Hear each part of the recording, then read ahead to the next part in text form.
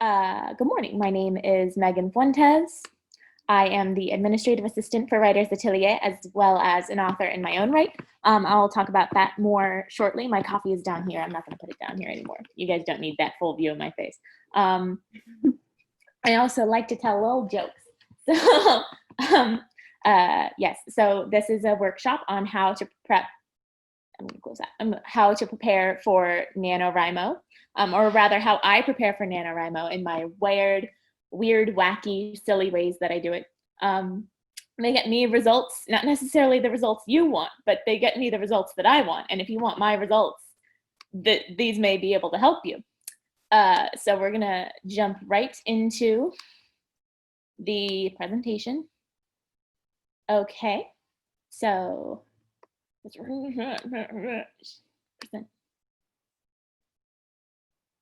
okay, we'll make this a little square. All right, it's loading. All right, so this is how I prep for NaNoWriMo, as I said. So who am I? I know I already said who I am, but we're going to go through it again anyway, just, to go over it again. I'm Megan. I'm the administrative assistant, and I also make some content for Writers Atelier. And I'm a NaNoWriMo rebel this year. So typically, during National Novel Writing Month, your goal is to write 50,000 words in 30 days.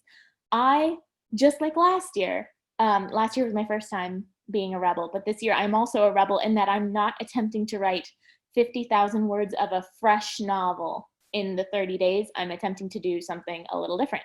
So what am I attempting to do? Well, I'm attempting to do two different things. So I write books under my own name, Megan Fuentes, but I also write books under a pen name, Emma Fontaine. And Emma Fontaine writes fairy tale retellings. So I am writing a short story, Winter and Worry, and a novella, Virtue and Villainy, that are set in the world of Once Upon Academy, which is a university style academy for college-age descendants of fairy tale and mythological characters.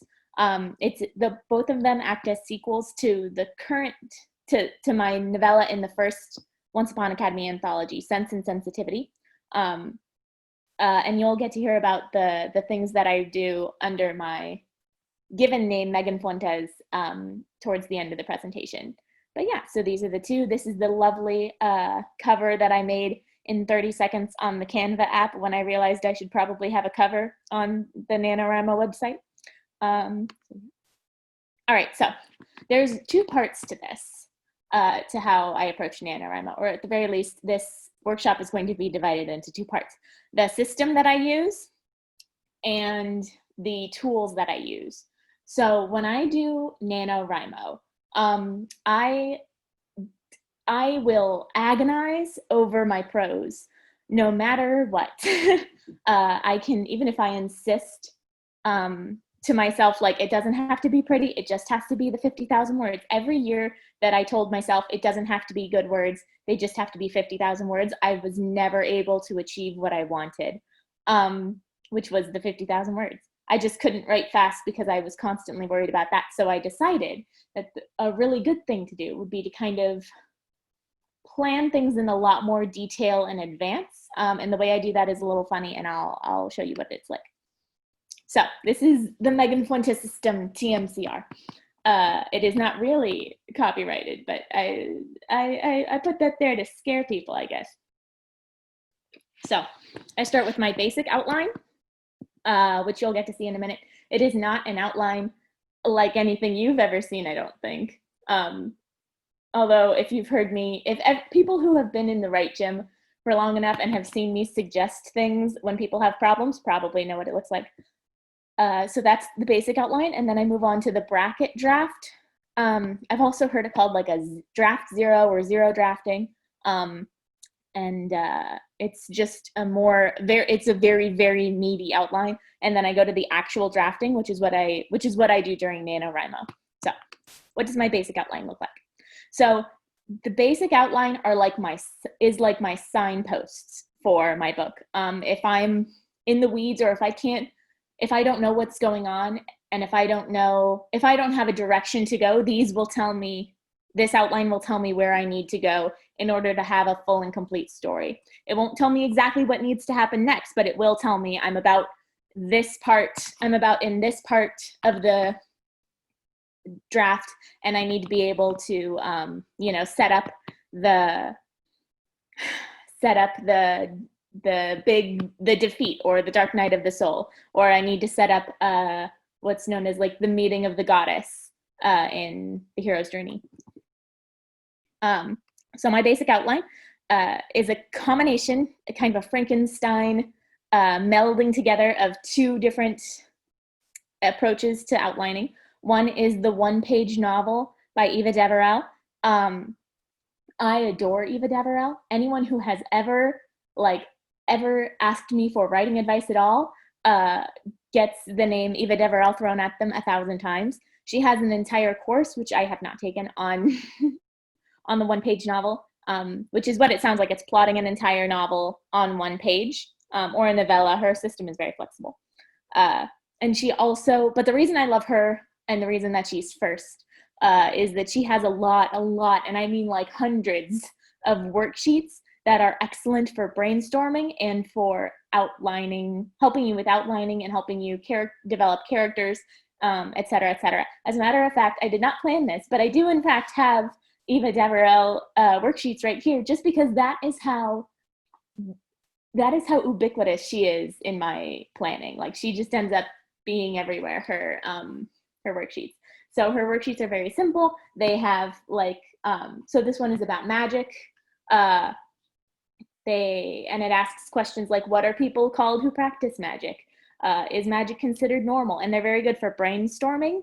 Brainstorming and working out what exactly you want to see, which is helpful when you get to the bracket draft, which I'll talk about in a minute. But I love her worksheets, and I love the way that she approaches plotting.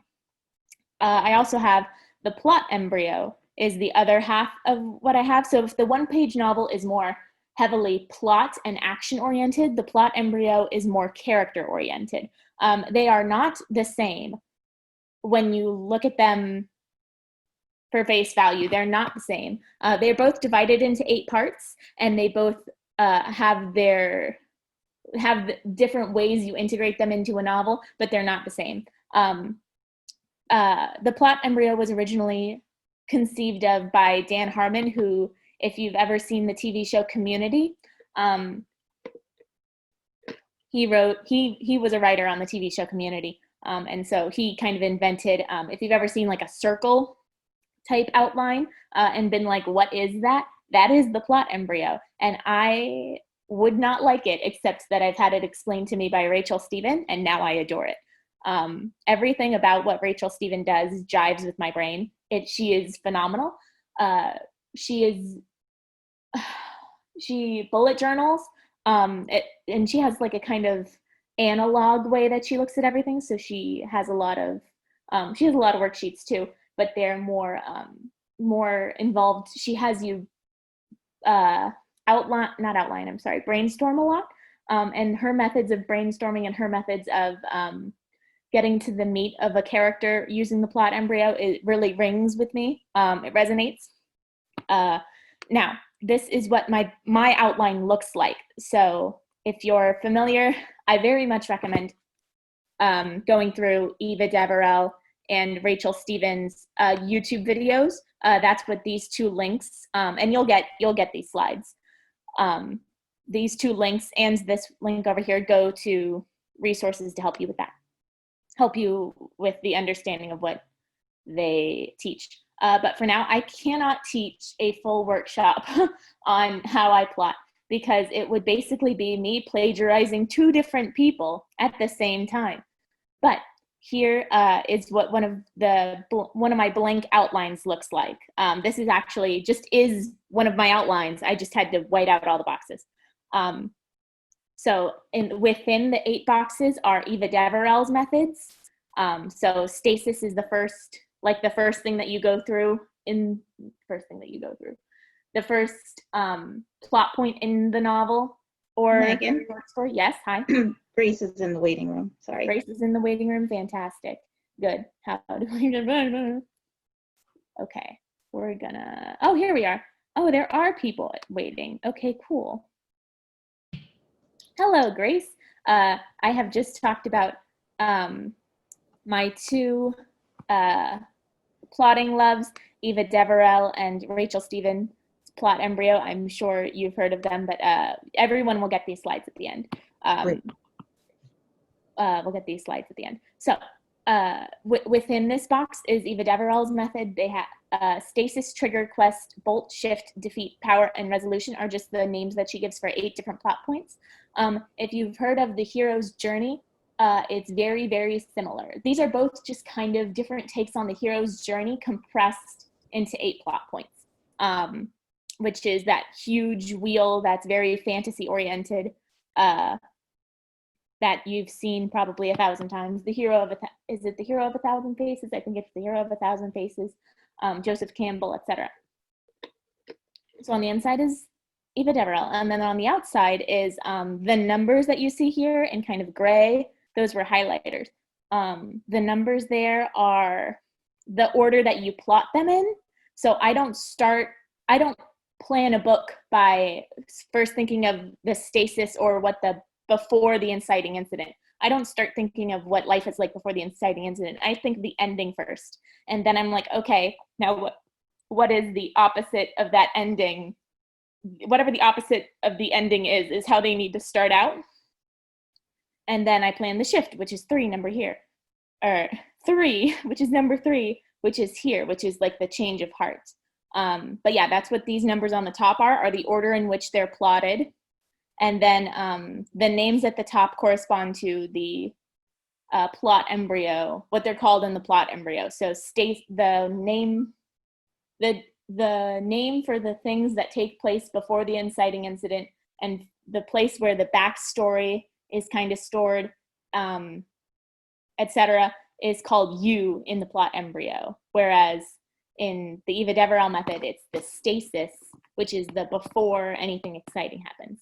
So just as a quick, just to see, can we get like some sort of signal that you're picking up what I'm putting down, like and I think somewhere around here is like an emoji you can show. There we go. Okay, good. We're all there. Okay, cool. I see at least a couple hands up. Good. So we'll move on from there. I know it's probably a little confusing. It doesn't work with everyone's mind. Suffice to say, even if neither the plot embryo nor the Eva Deverell's one-page novel method works for you, even if it doesn't, what you basically need for a basic outline is whatever you usually have for a basic outline. So if you usually know your beginning, your middle, and your end, and you are fine with that, like you don't really need anything other than that, then that's fine. But whatever you have as like your basic, like I need these things or else I can't write the story, that's what you need. That's what I suggest you have in front of you first. My method is very weird, and I've kind of cultivated it over a couple of years now, but that I didn't want to not show you what it looks like. My boyfriend I showed my boyfriend this, and he was very confused, and I probably should have taken that as a sign, but whatever. So that was the basic outline. Now I'm going to move on to the bracket draft. So the bracket draft, if the basic outline are like my signposts that tell me the direction that I need to go, my bracket draft is a very detailed map of my character / story's journey. It is Google Maps levels of detailed, Google Maps Street View levels of detailed. Like you are able to walk, I am able to walk the streets of my novel using a bracket draft. So what it is you have a document open, and it's the same, for me anyway, it's the same document that I'm going to write the story in. I will type chapter 1 up at the top of the page, and then instead of writing, it was a dark and stormy night, or however I would start the story, I might put in brackets, stormy night, and then move on, okay? because the bracket draft is not about putting down words, not even that make sense to anyone but you. It is about putting down what you're going to add in later. It is laying the groundwork for you to build off of. There is a quote by someone whose name escapes me. She was a very famous children's writer. I'll remember it eventually. And she said something along the line, Shannon Hale, that's who it was. Shannon Hale said, when I am writing, I'm trying to remind myself that I am merely shoveling sand into a sandbox so I can later build castles, or something to that effect.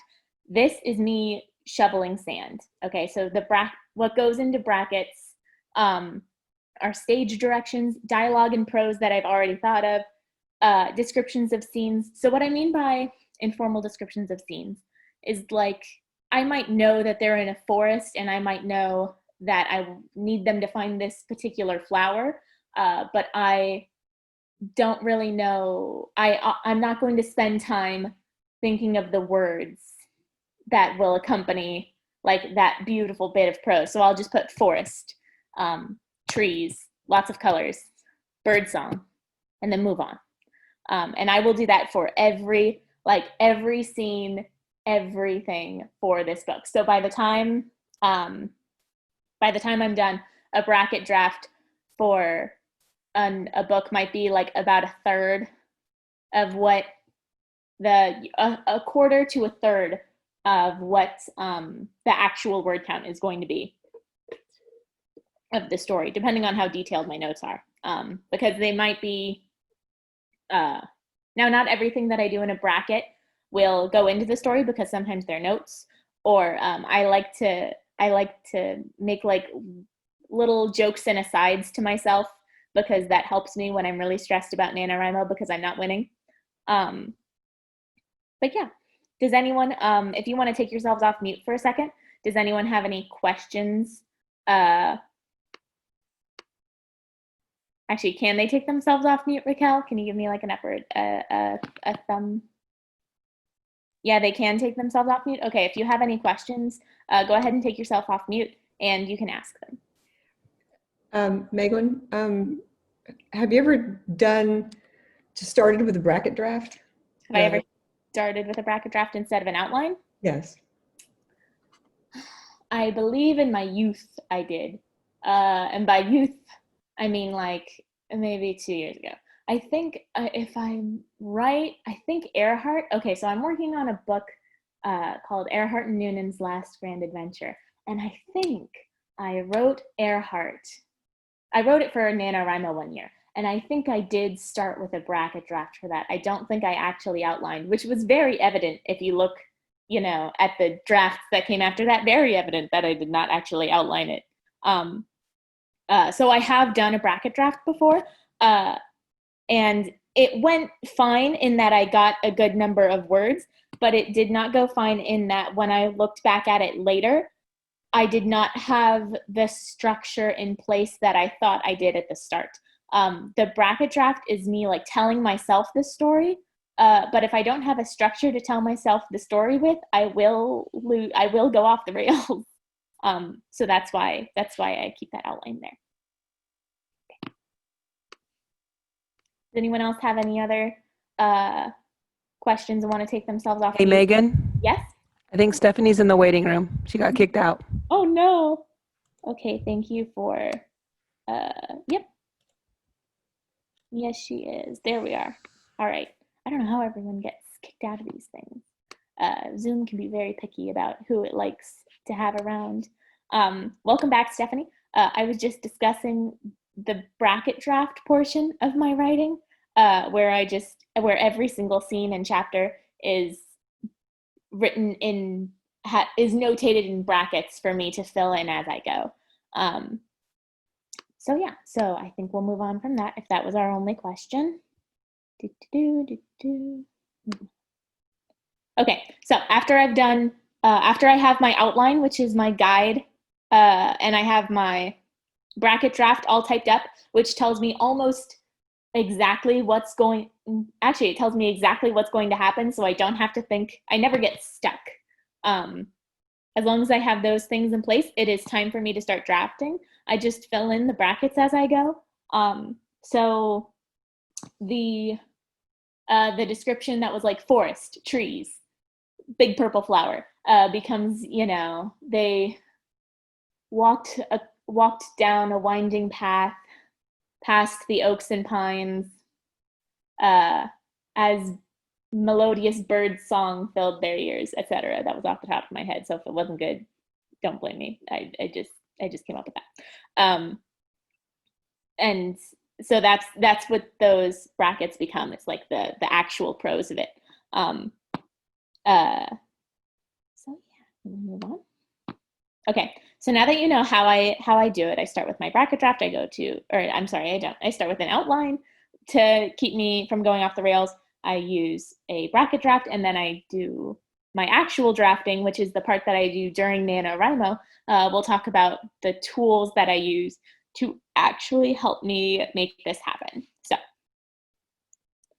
the first thing that I use is a workbook. So Rachel Stephen had this story toolkit workshop in which she talked about, among other things, like having different kinds of journals for different things, or different kinds of notebooks for different things. So I have what is called a workbook. This is not what it actually looks like, but I have a workbook that, what I call the workbook is basically just a book that I use to capture like any given notes. So like, for example, the one that I keep in my pocket at work, I work for the Mouse, and I have costumes, I have costumes, and these costumes have like pretty big pockets. So I keep a notebook in my costume so that when I'm on break, I can write down any ideas that I get while I'm working. It is very messy. It is very, just to give you a short flip flavor, it is very messy. What was that pink stain? Oh, it was penning. It's very messy. It contains anything that comes to mind. So I have written out, just as an example here, what's something that I could share. To-do lists, for one thing. I've written like parts of chapters of different books of whatever project I'm working on into the workbook, like during breaks, or like while I'm waiting for the people in front of me at Wawa, or while I'm doing any of a number of other things. Doing any of a number of other things in my day-to-day life. Like, this is what I'll take out to write things down. Different prose. I'm running into a lot of prose. Oh, I have written outlines, or jotted them down. I've come up with character names that I'll hear just in passing, and I'll write them down. I use this so many different ways. So that's what I have to contain any notes when I'm on the go, or prose when I'm on the go. That's my first secret to success.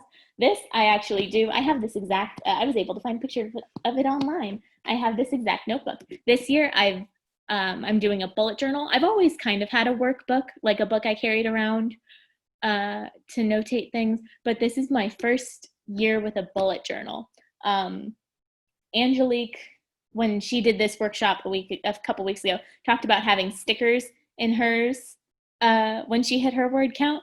And Rachel Stephen does something similar. She does it with the scenes. And honestly, I might try something like that. I still haven't quite worked out. I've got 15 more days. I have time.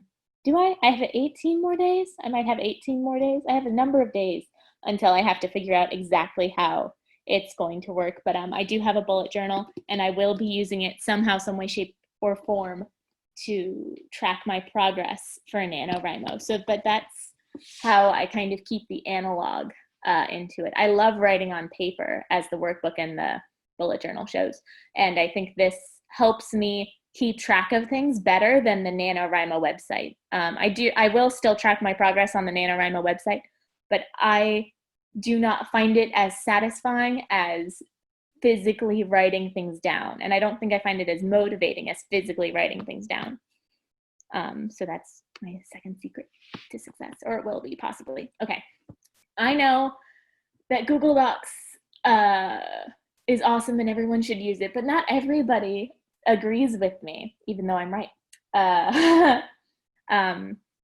Google Docs can be kind of a little bit controversial. If your document is exceptionally long, Google Docs starts to kind of not like you. It is a web-based app. And so there are occasionally problems where you run into issues with pulling a wrong version, but I will defend Google Docs until I die because I love how much storage that Google Docs gives you. I love that you can go offline and then you don't even have to worry about pulling the wrong version or anything because it's the one that you have saved locally. I love that you can go back and like say you absolutely hated the revision that you just did on chapter 4 and you're like, I gotta cut that out now. You don't really have to. You can just go back into the version history of your document and pull a version where that's not changed. There's that. And then if you see this blue share button up here in the corner, it might be a little hard to read, but there's a share button right here. So I have used that to share with my critique partners. My critique partners and I think most of us have used it at least once or twice at this point, used it to share our stories during NaNoWriMo. Not during NaNoWriMo, I'm sorry. Share our stories to get feedback. I love how the commenting works there. There are 1,001 reasons to love Google Docs. There's an app on my phone that I use, et cetera, et cetera, et cetera. I do want to ask, however, if you guys want to either take yourselves off mute or give like a thumbs up or a thumbs down, I would be willing to give a workshop on Google Docs or the entire suite of Google Drive if you guys are interested.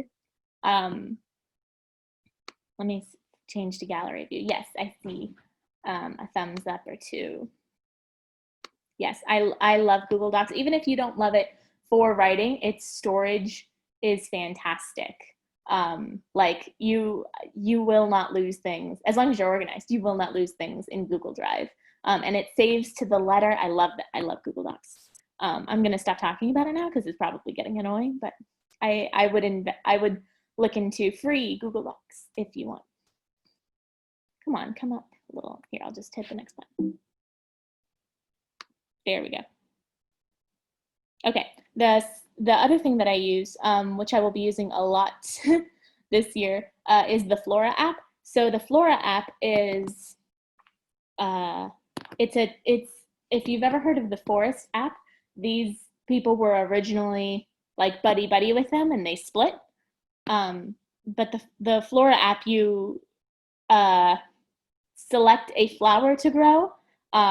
You start off with, I think, only an oak tree as the thing you can grow. And then you get a rose, and then you get, tulips and all sorts of other things. I've grown like coffee beans. I've grown, whoopsies, I've messed this up. I've grown so many different kinds of plants, and it rewards you with growing that flower for not having your phone on or around, not around you, but not using your phone for a set amount of time. So I use the Pomodoro method when I am in a heavy drafting session, so I don't get burned out. I'll do 25 minutes or 20 minutes. I forget the numbers every time, but I think it's 25 minutes on and then 5 minutes off for the Pomodoro.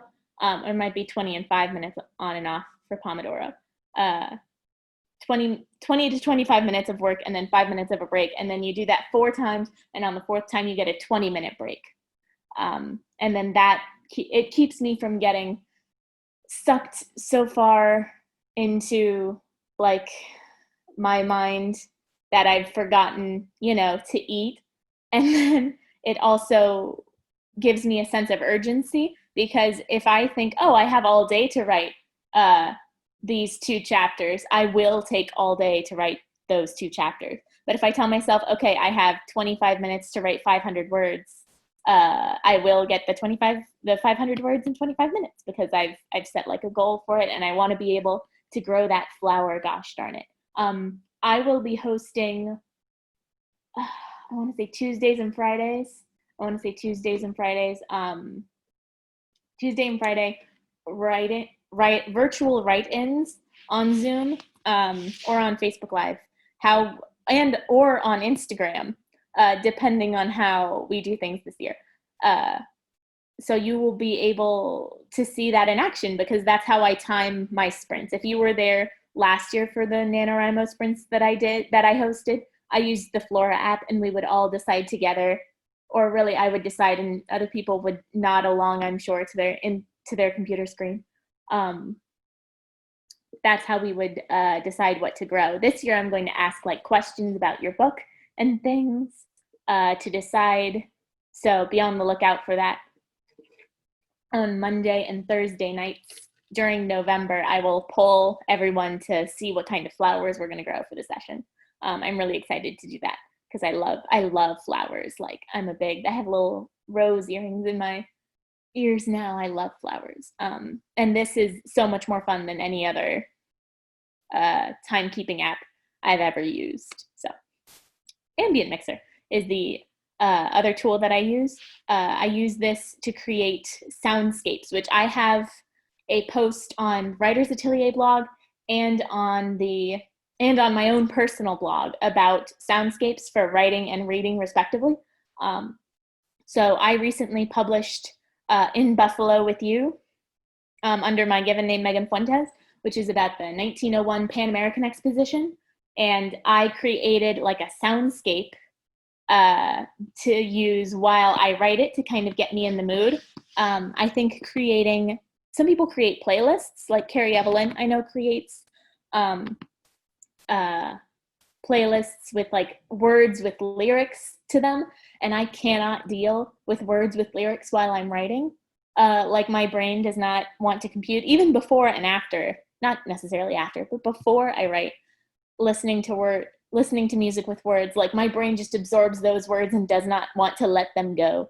So listening to background music, but I love Ambient Mixer, but I will also use the background music channels on YouTube. But for Ambient Mixer specifically, they have sounds like, what did I include in Buffalo with You? In Buffalo with You's soundscape, I included like the sound of people walking. I think I included the sound of a woman laughing, coins jingling in pockets because it's about a newsboy. So I wanted to keep like, the coins jingling in the pockets of the newsboys. And a few other interesting sounds that reminded me of the World's Fair. When combined, that's what it allows you to do, Ambient Mixer. It allows you to select certain tracks of sounds and then kind of combine them and mix them to create something that evokes a time or a place. You can not only make your own, which is what I do every time. For my new projects, I've been making my own. But there are also pre-mixed ones. So like, I know there's one that's like 1920s Parisian cafe. And I know there are others that are more like,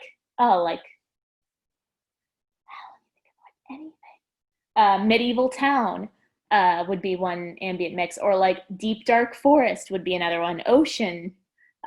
One of them's like waking up beside Ernest Hemingway, I think is one of them, or something like that. And I love listening to those because it sets the mood without wrapping me up in music. And great for blocking out unwanted noise at home instead of coffee shops now. Okay, and then I think this might be the last one, is Genius Scan. Genius Scan is kind of what it sounds like. It's a scanning app. So I used it this is a screenshot, obviously. I used it to scan in my outlines, which I used it to scan in my outlines, which I used to keep my outlines always with me. So I'm never gonna lose, because I do my outlining on paper. I guess I should have mentioned that explicitly, but I do my outlining on paper. And using Genius Scan to keep that, and then any notes I might take in my workbook, digitizing them is comforting, for one thing, because I lose things all of the time. It was really bad when I was little, but I lose things all the time, and digitizing it makes sure that I'll never lose it. And they're always with me, and I can always refer to them. And I keep them within the app too, so I do save to my actual Google Drive, so they're available on my laptop if I want them, but I also keep them within the app itself so that I can just go straight to that app for what I'm looking for. Okay, that is my nice big old presentation. If you have any questions, I will answer those momentarily. Just give me 1 sec before we do that. You can find me, if you have any other questions, at Fuentes Pens on Instagram and Twitter, and on the NaNoWriMo website. I believe my username is Fuentes Pens. It's either that or Megan Fuentes. I will be sure to make a note of it in the what's it called? I'll make a note of it in the event page on Facebook. I'll link to my I'll link to that. FuentesPens.inc is my website. It's not .com. It's FuentesPens.inc is my website. And you can always email me, megan@writersatelier.com. Keep an eye out on the Writers Atelier blog and on my blog, because on the 15th I have blog posts coming out about planning writing retreats in the middle of a pandemic. So that'll be fun, and it's very like nano oriented and things like that. Before we get to questions, if you want to check out my books, these are where they are. It's very interesting that the Once Upon Academy one is the only one that's not pixelated, but whatever. These are the books that you can check out if you want them to. Everything on the left is my, and these are links as well. These are linked too. Everything on the left is by Megan Fuentes, and each of these 3 books are in my Love Affairs at World's Fairs series, which is about what it sounds like, which is people falling in love at various World's Fairs. There's one for Barcelona, the 1929 Barcelona International Exposition. This one's about the 1901 Pan American Exposition. And then this one has a much longer name that I have not yet committed memory. And it's available on pre-order now for 99 cents. And In Buffalo with You is also 99 cents because I'm too lazy to change it at this moment. Blood Not Rose, The Price of Magic, and Once Upon Academy are all under my fairy tale retelling pen name. Blood Not Rose is about is a twist on Snow White and Rose Red.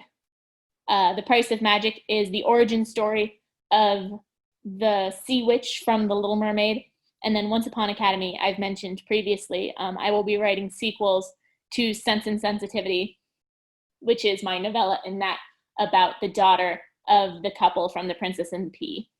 That is my story within that anthology. Okay, and now I will take your questions. I will leave this up on screen, but does anybody have any questions for me? I don't believe you mentioned the project tracker that you made last year for Nano. Yikes. So yes. No, okay. you don't. It's no problem. I think it might be helpful though for anybody who is planning to be a rebel. Yeah, I will definitely. I should probably also use it myself. I know why I didn't include it. It's because I was going to do it this morning, but I had brunch with Logan, and we were watching Phineas and Ferb, and it was a very cute episode, so I would have added it in, but I did not. So I did last year make a project tracker for people who work on multiple projects during NaNoWriMo. Could I bring it up now? I think maybe I could bring it up now. If only this will let me get out of this presentation. There we go. Okay, exit the presentation. God, finding it, I would just have to.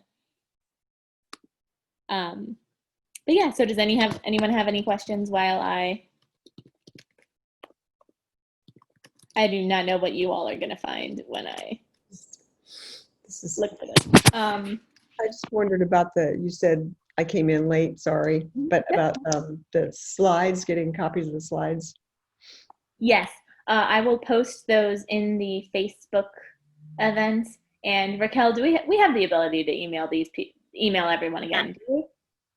Yes, if you left your email, which everybody had to leave their email to get the download thing, so I should have everybody's emails and I'll email everyone. Plus, I think we know everybody in here. Yeah, that's right. Also, this is on Facebook now, so like it's still streaming. So this test went well. The video itself will be like on replay on our Facebook page and hopefully YouTube. I only just finished editing Angelique's workshop, so I'm trying to get that up hopefully today. But like in the meantime, you can view this one on our Facebook page. So I did find the project tracker.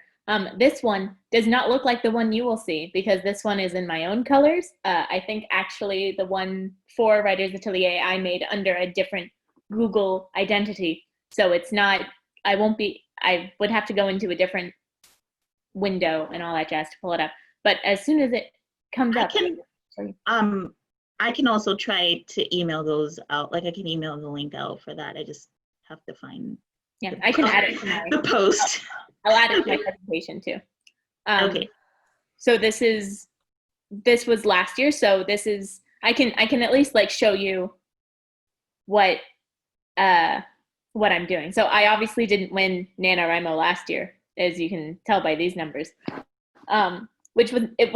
It's not my goal to write 50,000 words during NaNoWriMo anyway. My goal is to write good words I can use later. So yeah, what I have here, these are obviously in my little author colors of like yellow, which you see everywhere. So I would put, the way this works is you put your goal and then the number of words you've written, like that is the only thing that you touch beyond after you've set your goal. You just write how many words are remaining, and then, or I'm sorry, you write how many words you've written, and the spreadsheet will calculate how many words are remaining.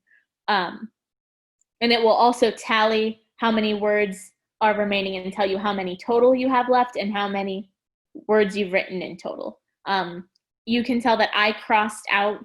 I was the one who crossed out. I didn't have the outline do it for me. I didn't have the spreadsheet do it for me. I crossed out these numbers here because I was done writing. So I crossed it out myself. But yeah, that's one version of the project tracker that is themed to me. The one that is for Writers Atelier is black and white, so it's nice and neutral, and you can use it for anything. I think I have space for like 5 projects that you can work on at once, which is about what I'm doing. My official projects are the 2 for Emma Fontaine, but I will of course be working on 8,000 other things behind the scenes, as is typical of me. So, do we have any other questions? I have a question. Can you hear me? I can hear you. Okay, I wasn't sure if my speakers were working right. When you're using your bracket system, when you go back to work on that draft, do you like just kind of erase the brackets and then type it in, or do you do a whole or do you do it in a separate place? No, I do it in the same. Yeah, that totally makes sense. Okay. I do it in the same document. So okay. So if the document has like one bracket that says like forest, and then the next bracket says describe heartbeat, and the next bracket says something else, I will erase forest. I will type in my description for the forest, and then I will be like, okay, that paragraph is done, and I will move on to the next bracket. I'm not necessarily dividing by paragraphs. The brackets are just thoughts. They're like bullet points. Okay. That seems like something that could really work for me. I like that a lot. So thank you.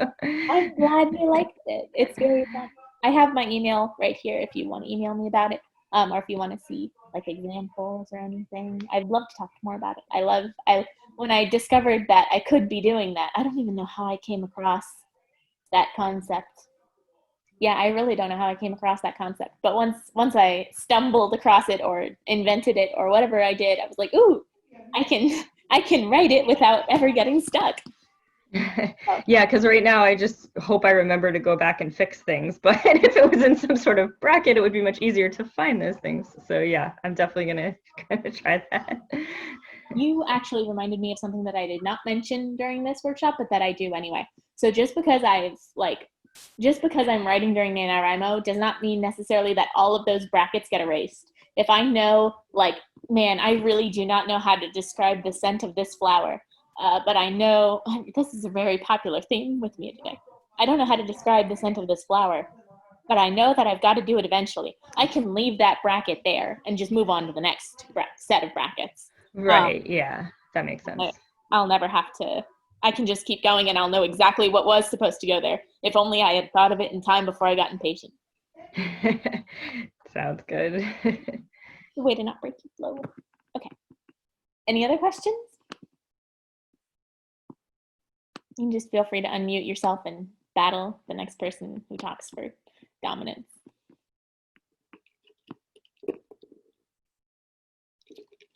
No questions? If there's no questions, I think we'll leave it there. But I just want to Hey, remind you guys. Oh, go ahead. I just wanted to add one thing, because I couldn't remember if this came up on my presentation when Sure. Miranda asked about plotting for pantsers.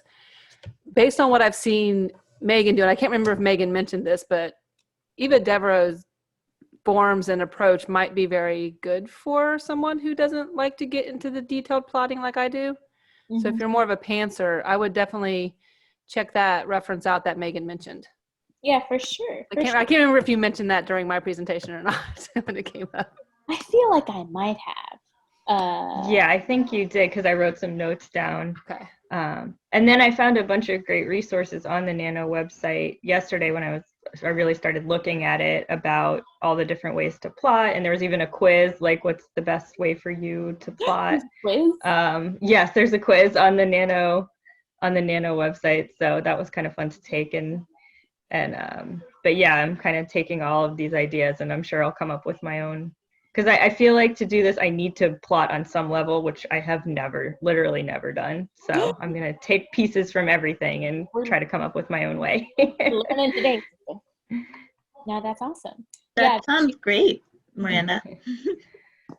So, so for sure, like this is like the way I do things is I have a bracket draft in the middle, but it is in no way required that you have an insanely detailed bracket draft. The basic outline that I have, just this is like all you need. Okay, you have like how the character starts off with. I really should have mentioned why half of it is upside down. How your character starts off, what gets them going, the nonsense that they have to put up with, something that throws them off, recognizing what the truth is, bad things happening, coming back from the bad things, and then the end of the story. That's all this is. This part is upside down because it takes place in the story world. And then this is the right side up because it's the normal world. The quest really takes place in the story world, but whatever. But it's no system is perfect. I just realized that actually maybe things should be shifted over by one, but whatever, I'm not going to get into it. This is so yeah, but this basic outline is like very. You should watch Eva Devereaux's. If you're new to outlining and you're like, I don't know if I like it. Eva Devereaux's one-page novel, YouTube video, which I believe is linked. I think that's what I have linked here, right? Let me see. Are you gonna show me what I have linked here? There we go. Yeah, I do have it linked. So this is this Plot-O novel on one page and beyond. This I think you will really like because it's a simple way of looking at it. It's like bird's eye view, but you still get enough that if you get stuck at some point, you'll know where you got to get to. Not necessarily how to get there, but you'll be like, oh, okay, I see that at some point we're going to have someone do X, Y, or Z. And it can kind of help guide you from there. Something bad is supposed to happen next. What bad thing can happen next? So yeah, I very much recommend that. And obviously the plot embryo, because I like that too. So yeah. Well, thank you all for coming, you guys. Thank you guys. As Megan said, thank you so much for coming. Just a reminder, we have another How I Prep workshop with Laura Perez on Sunday, and it's at 3. And then I'm doing one on the 25th at 1. I'm really excited because you're a pantser, and I don't understand how your brain works in that way, and I'm excited to learn. I mean, I definitely don't preach that pantsing is the way to go because it often makes revision more intense, but I don't mind intense revision. I really like to just get my story out and then I take my time with revision. But yeah, it'll be it'll be interesting. Plus, I'm probably going to talk about mindset. So, That's I'm going to throw in mindset work about NaNoWriMo in there, which I did last year. I'm taking part of my presentation from last year because that's what my focus was like getting your mindset right to do NaNoWriMo. So that's, that's going to be a good chunk of it. But anyway, yeah, so we have those two coming up, and just be on the lookout for the write-ins throughout. We're going to post everything on the events tab on Facebook, so that's the way to keep up with us for NaNoWriMo in November. I wish I could tell you that I was good at sending out newsletters, but I'm not. So I'm just going to tell you to go to our Facebook page. And also, like, we obviously we post on our other social platforms too, but if you're looking for the actual, like, sort of like the events, right, because we create specific events for each thing, it'll be on the events tab on Facebook. Yeah. Could I pop in right now, Cal? Okay, Sure. one quick thing. That my covers here were made by Angelique. These 3 covers, Barcelona, Buffalo, and Charleston, were all made by Angelique. I just wanted to put that out there with Thank you. Angelique. Yeah, if you want to tell them, like, And how that, or well, yeah. speaking of covers, Angelique has a workshop coming up on the 28th on working with a cover designer, like how indie authors working with cover designers. So she's going to kind of talk about the elements, like what makes a good cover, etc. And that is also up on Facebook as we speak now. It went up over the weekend. It's on there if you're looking interested in registering. So, and I think it's $20, and if you mention it on social media, it drops to 15. So, Tip number 1: don't act like she has things to when she's buying covers. That's tip 1. That one's free. You're welcome. All right, thank you guys. I think we're going to be right under the hour, which is good. And then be on the lookout for Angelique's talk. Like I said, I just finished editing it this morning, literally. So I'm going to try to get that posted today. And then Megan's is already on our Facebook page. Hopefully I'll get that one edited for YouTube shortly. All right. Have a great rest of your day. Thanks again, everyone. Thanks, everyone. Bye. Bye.